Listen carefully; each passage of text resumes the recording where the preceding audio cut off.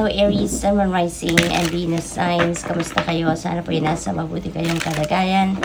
Welcome back po sa Star Tarot. Kung bago kayo dito, welcome din kayo. Thank you sa inyong support. I truly appreciate it. God bless you all. Aries, pauna mensahe po ninyo. Chariot energy. Ayan, sabi dito, charge ahead with confidence, stay strong and focused. Ayan. So, most likely, meron kayo ditong balak gawin, no? Maaaring this is a new endeavor or baka pagpapatuloy ito ng sinimulan ninyo, no? And, maaaring malapit na kayo, no? Parang malapit na kayo doon sa inyong pagtatagumpay or malapit na kayo dito sa inyong goal. Kaya, maaaring merong mga na-encounter kayo ng mga challenging situations. Kaya pinapaalalahanan kayo ng spirit to stay strong and focused. Huwag kayong ma-distract, no? Or huwag kayong mawala sa focus dito, no? Focus kayo doon sa kung ano yung goal ninyo, ano yung resulta na dinedesire ninyo, yung ganon. So, what else? We have abundance. Napakaganda naman ito, Aries. Merong abundance of money na paparating dito at hindi lang yan ang swerte ninyo. Sabi dito, lucky times are ahead of you. Kaya hindi lang sa pera, no? Maaring siswertehin kayo dito but in other areas of life. Sabi dito, along with good news and success and prosperity. Kaya marami itong blessings na dadating sa inyo dito. Hindi lang abundance of money but also there will be good news. May mga magagandang balita na matatanggap kayo, may prosperity, kalugan sa pera, maaring dumating. So, good luck. We have eagle. Ayan, tapos meron tayong chariot. So, definitely, papunta kayo doon sa inyong pagtatagumpay. You are ready to soar high, no? Ready na kayo to fly high dito. At, sabi dito, you will soar towards your destiny with greater clarity and strength. So, ang goal talaga ninyo dito is to reach, no, for what your heart's desires dito. Kaya handa na kayong lumipad, no, kahit mag-isa, 'di ba? Handa kayong sundin ang bulong ng puso ninyo, malinaw sa isip ninyo kung anong pupuntahan ninyo. Kaya malakas, no, ang loob ninyo sa ngayon. You are full of confidence. We have judgment. Yan. So sabi dito, soul searching will bring inner peace to many areas of life. Ayan. So, ang iba sa inyo, ito din yung ganap sa ngayon. Ano? Maybe you are seeking for clarity, peace, enlightenment naman on a spiritual side. No? Maaring ganun din ang sitwasyon dito.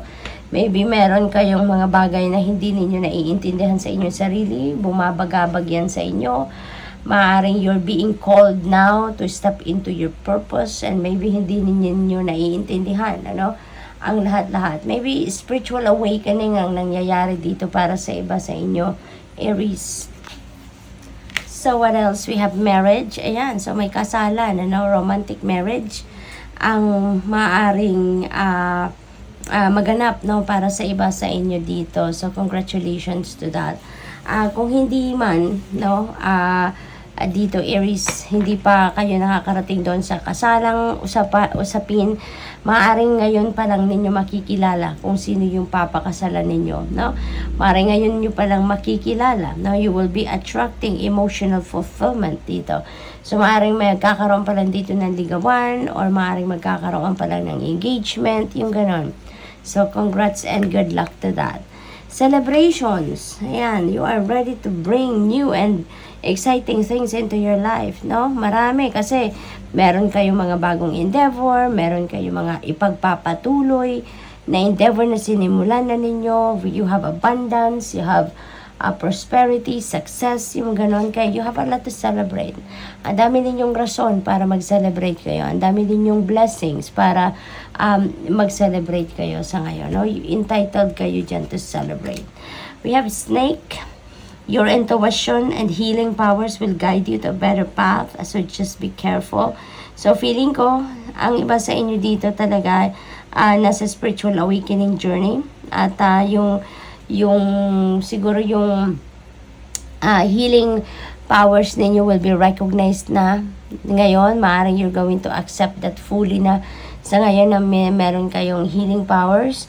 And maaari, no, yung pagsusoul searching nyo na to, eto yon, this is in regards to carrying out your purpose, your mission in life. Kasi maaari ngayon, nare-realize nyo na yan na, or maybe you're finding out already kung ano yung ano ninyo, kung alin yung, kung ano yung purpose ninyo sa buhay, ano yung inyong mission sa buhay, no? What else? We have love. Wow. So, napakaganda nito kasi love surrounds all your connections, no? Move forward positively in all areas of life. Napakaganda. So, parang napaka-positibo lang na mga maaring mangyari sa buhay ninyo. So, ngayon, because when there is love, diba? That is, parang liwanag yan. It looks like sun din na pag yan ang bumalot sa inyo, everything else is going to be good.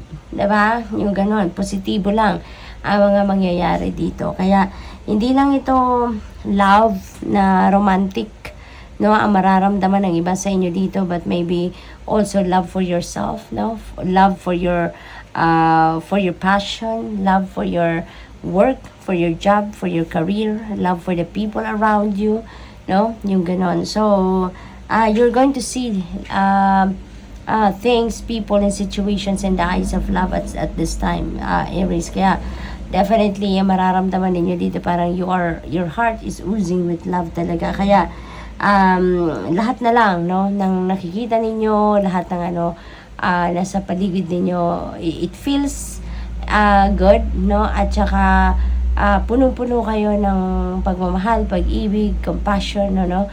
Sa lahat ng bagay, no, na nakikita ninyo sa inyong paligid. So, good luck. Thank you for watching Love and Light. Namaste.